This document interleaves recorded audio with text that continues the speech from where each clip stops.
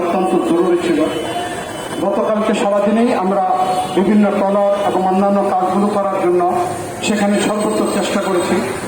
আমি রাত 10টার পরে এখানে এসেছি, 10টার পরে রওনাতে এখানে এসেছি ফজরের পরে। আমরা ওই পর্যন্ত প্রায় 400-র উপরে ট্রলার সেখানে পৌঁছতে পেরেছি।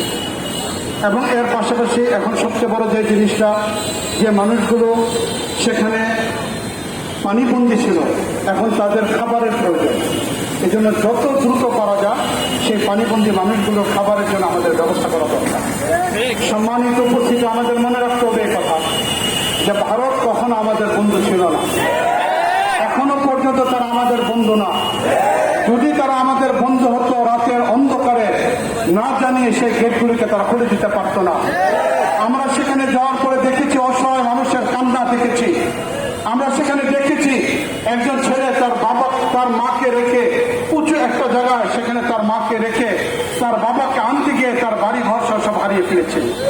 আমরা সেখানে দেখেছি একজন স্বামী তার স্ত্রীকে আনতে গিয়ে গর্ভবতী স্ত্রীকে আর খুঁজে পাওয়া যায়নি। আমি যেখানে ফেনীতে ছিলাম সেখানে এক মাদ্রাসার শিক্ষক, তিনি বলেছেন রাতের বেলা তিনি বাড়ি থেকে সন্ধ্যার সময় বাড়ি থেকে এসেছেন, এরপরে রাতের বেলা যখন পানি চলে আসছে এখনো পর্যন্ত তিনি তার পরিবারকে খুঁজে পান নাই। এই করুণ পরিস্থিতি আর সহ্য করা যেতে পারে না। এই জন্য আমরা ভারতকে পরিষ্কারভাবে বলতে চাই, ভারত কখনো আমাদের বন্ধু ছিল না, সামনেও তারা কোনোদিন বন্ধু আমাদের হবে না।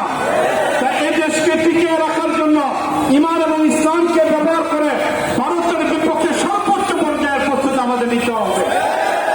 দ্বিতীয় পর্যায়ে ভারত রাতের